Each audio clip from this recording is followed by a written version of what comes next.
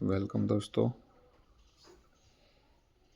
तो आज मैं आपको बताऊंगा झटका मशीन का इंस्टॉलेशन कैसे करते हैं। बार बार किसानों का डाउट रहता है कैसे अर्थिंग करें, कैसे पावर का कनेक्शन करें।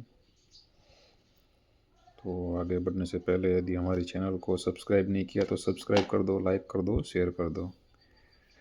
तो हर मशीन का ये एक जनरल कंपोनेंट का पार्ट्स है। सभी के अंदर ये सारे ऑप्शन होते हैं।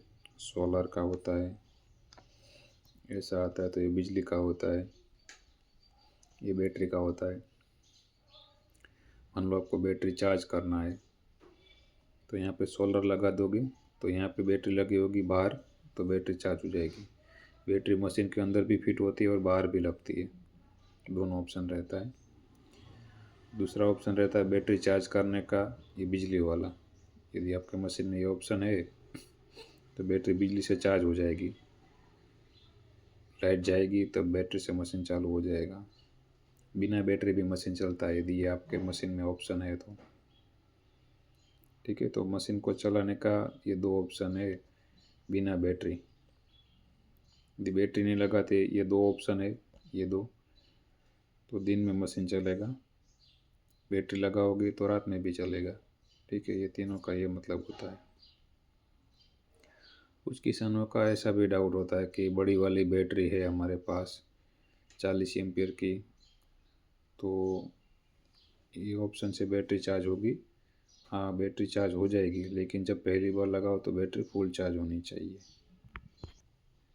यदि आप खेतों में मशीन जब लगाते हो तो ये ऑप्शन आप इस्तेमाल करते हो बिजली वाला, तो मेक श्योर कि आप एमसीबी वाला एक बोर्ड बना लो, ताकि कोई शॉर्ट सर्किट का इश्यू है तो एमसीबी ट्रिप हो जाए और मशीन को डैमेज ना करे। यहाँ पे 240 वोल्ट इनपुट रहेगा। ये सोलर पे चलेगा, इसमें 100 वाट से ज़्यादा सोलर लगाने की ज़रूरत नहीं पड़ती। ज़्यादातर किसान 40 वाट का इस्तेमाल करता है, 40 वाट, 20 वाट। और रही बात बैटरी की, यहाँ पे आप लिथियम की बैटरी भी लगा सकते हो, 12-12 की चल जाएगी। बड़ी लगानी है तो एमरॉन का लगाओ, 12-26 का, लिवगार्ड का लगाओ, कोई भी लगाओ। लोकल बैटरी मत इस्तेमाल करो। और ये 3 फंक्शन क्या है ये मैं आपको बता दूँ। ये वाला ऑप्शन कब इस्तेमाल करते हैं कि आप छोटी बैटरी इस्तेमाल करते हो और छोटी पैनल यूज़ करते हो, और आपको मशीन दिन में बंद रखना है और रात में ही चलाना है। तो 12 घंटे में ऐसे कर दोगे तो मशीन रात में ही चालू होगा, दिन भर चार्ज होगा। और ऐसे करोगे तो 24 घंटा मशीन चलेगा, दिन में भी चलेगा और रात में भी चलेगा। यदि आपको 24 घंटा चलाना है तो बैटरी बड़ी होनी चाहिए। छोटी बैटरी यूज़ करते हो तो फिर आपको 12 घंटे रखना पड़ेगा, वरना बैटरी चार्ज नहीं होगी। और यदि आप मशीन बिजली पे चला रहे हो, ये ऑप्शन पे, ठीक है, बिजली पे चला रहे हो, बैटरी लगाइए और आप 12 घंटे में करोगे तो क्या होगा, जब बिजली जाएगी तब मशीन चालू होगा। तो स्विच ऑन होगी तो ये स्विच बंद रखना है, 24 घंटा मशीन चलेगा। कुछ किसान ऐसा करते हैं, गलती कर देते हैं, जब नया नया मशीन लेते हैं तो वो स्विच को 12 घंटे में रखते हैं और दिन में जाके मशीन को चालू करते हैं और कॉल करते हैं कि मशीन चालू नहीं हो रहा। तो पहले आपको ये चेक करना है कि मशीन का स्विच 12 घंटे में तो नहीं है। यदि 12 घंटा ऑन किया हुआ है तो मशीन दिन में कहाँ से चालू होगा। ठीक है, तो ये पहली बार आप टेस्टिंग करो तो मशीन का स्विच 24 आवर्स में रखना है। और एक बात, बारिश का मौसम हो या धूप कम निकल रही हो, उस टाइम पे भी आपको ये स्विच का एडजस्टमेंट करना पड़ता है। कि मान लो कि 2 दिन तक धूप नहीं निकली तो आपको मशीन का स्विच 12 घंटे में कर देना है, ताकि बैटरी चार्ज हो सके ठीक से। और ये है कम पावर निकालने का और ज़्यादा पावर निकालने का ऑप्शन। इसको नीचे रखोगे तो मशीन कम पावर निकालेगा और बैटरी का खपत भी कम होगा। ठीक है, मान लो ये मशीन आपने लिया हुआ है कि 50 एकड़ का है और आप लगा रहे हो 2 एकड़ में,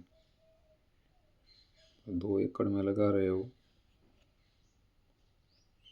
तो इसका स्विच नीचे रखना है ताकि मशीन पावर कम निकाले। क्योंकि 50 एकड़ का मशीन लेके आप 2 एकड़ में लगा रहे हो तो बहुत ज़्यादा पावर निकालेगा, तार भी तोड़ देगा, ऐसा पावर निकालेगा। ठीक है, ज़्यादा रेंज में निकाल रहे हो तो इसको हाई पावर में कर दो, ऐसे ऊपर ऊपर करेगा तो मशीन पावर ज़्यादा निकालेगा। और एक बात कि यदि आपकी बैटरी पूरी चार्ज नहीं हो रही शाम तक, तो इसको 2-3 दिन तक आप लो पावर में रखो ताकि बैटरी को पूरा पावर मिले चार्ज होने के लिए। तो बारिश के मौसम में ज़्यादातर इस्तेमाल करते हैं, इसको लो पावर में कर देते हो तो बैटरी चार्ज होती है ज़्यादा, क्योंकि मशीन पावर कम लेने लगता है बैटरी से और कम धूप से बैटरी को फुल चार्ज करता है। तो ये दोनों का बारिश के मौसम में बहुत ही इम्पोर्टेंस है दोनों स्विच का। यदि ठीक से बैटरी चार्ज नहीं हो रही तो इसको 12 घंटे में करना पड़ता है और इसको लो पावर में करना पड़ता है, तब जाके बैटरी फुल चार्ज होती है।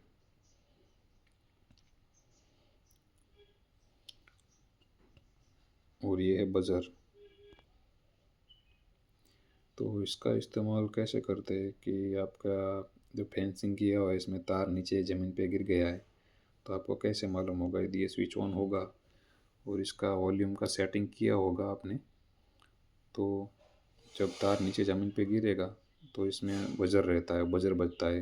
कोई बजर बोलता है, कोई हूटर बोलता है, कोई हॉर्न बोलता है, कोई अलार्म बोलता है, सब अलग अलग बोलते हैं। और इसका सेटिंग कैसे करना है?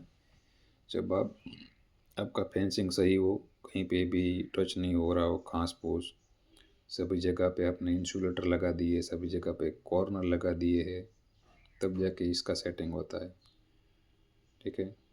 कुछ किसान कैसा करते हैं कि जो प्लम्बिंग का पाइप होता है पानी का नल का, वो पाइप लगा देते हैं या फिर हॉस पाइप लगा देते हैं, तो ऐसा नहीं करना है। मशीन को ठीक से चलाना है तो कंपलसरी आपको इंसुलेटर लगाना पड़ेगा प्लास्टिक का। और तार है वो मिनिमम 2 इंच पोल से दूर रहना चाहिए। आप कोई खंभा बोलता है, कोई पोल बोलता है, सलिया बोलता है, तो आपका तार 2 इंच मिनिमम दूर रहना चाहिए। तो पहली बार अच्छे से आपने फैंस किया हो तब क्या करना है, इसका वॉल्यूम बढ़ा देना है, फुल कर देना है। ठीक है, ऐसे। और स्विच ऑन रखना है तो अलार्म बजेगा। और इसको धीरे धीरे ऐसे कम करना है, धीरे धीरे ऐसे। ठीक है, ऐसे कम करते जाना है। जहाँ पे अलार्म बंद हो जाए वहाँ पे इसको छोड़ देना है।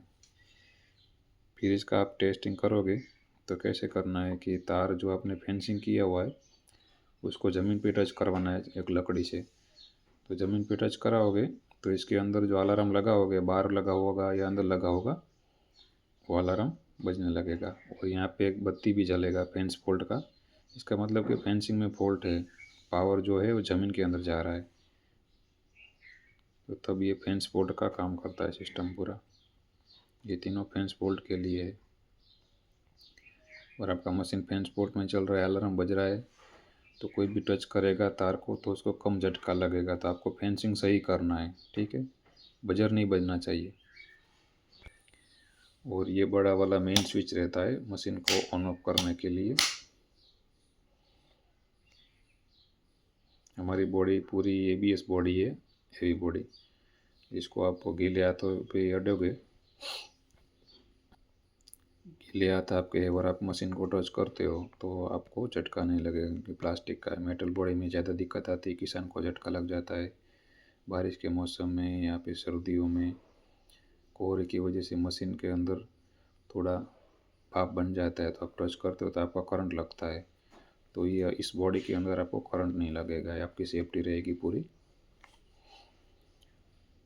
और ये 4 LED लाइट का क्या मतलब है कि जब ये लाइट है ऑन ऑफ रहती है, चालू होती है, बंद होती है, चालू होती है, बंद होती है, तो आपका मशीन चालू है। जब ये स्विच आप ऑन करोगे तो ये मशीन का बत्ती ऑन ऑफ होगा। ठीक है। और ये चार्जिंग का LED इंडिकेट करेगा। जब आप सोलर लगाओगे या फिर ये बिजली का कनेक्शन दोगे तो ये ऑन होगा।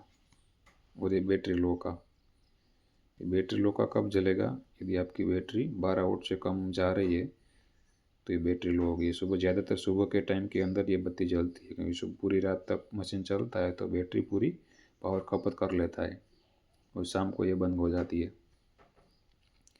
यदि आप पहली बार लगा रहे हो और बैटरी लो दिखा रहा है तो फिर मशीन नहीं चलेगा। ये बत्ती तो नहीं जलनी चाहिए आपकी बत्ती।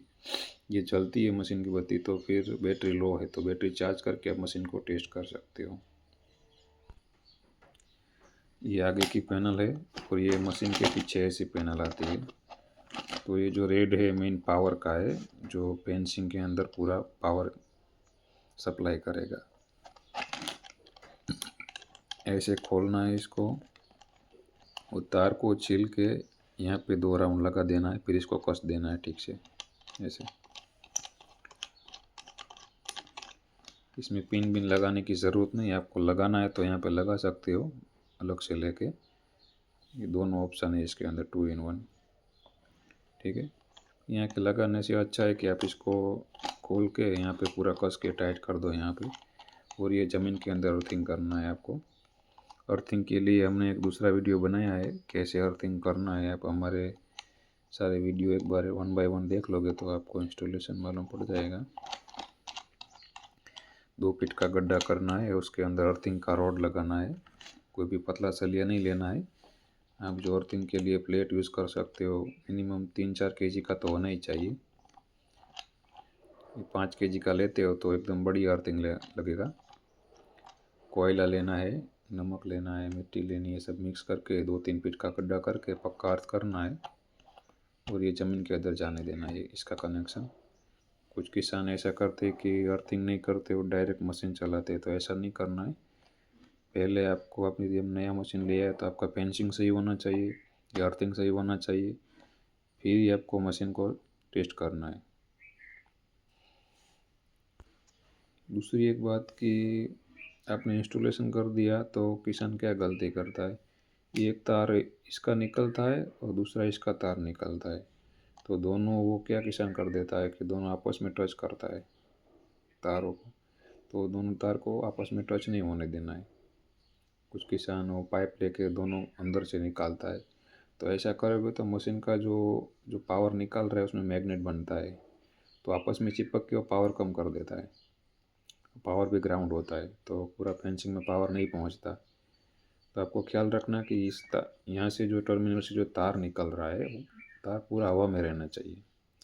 यदि आपके रूम के अंदर लगाया है, खेत के अंदर रूम बनाया हुआ है और रूम से आप बाहर पावर ले जा रहे हो, तो आपको क्या करना है, कॉर्नर यूज़ करना है या फिर इंसुलेटर यूज़ करना है और दीवार के अंदर बड़ा छेद करके तार को बाहर निकालना। लेकिन तार दीवार के साथ टच नहीं होना चाहिए। यदि दीवार के साथ टच हो रहा है तो पावर के अंदर मैग्नेटिक फील्ड जनरेट होता है, मैग्नेट की वजह से वो पावर दीवार से टच होके वो ज़मीन में ग्राउंड करता है। आपको दिखेगा नहीं लेकिन फ़र्क पड़ता है।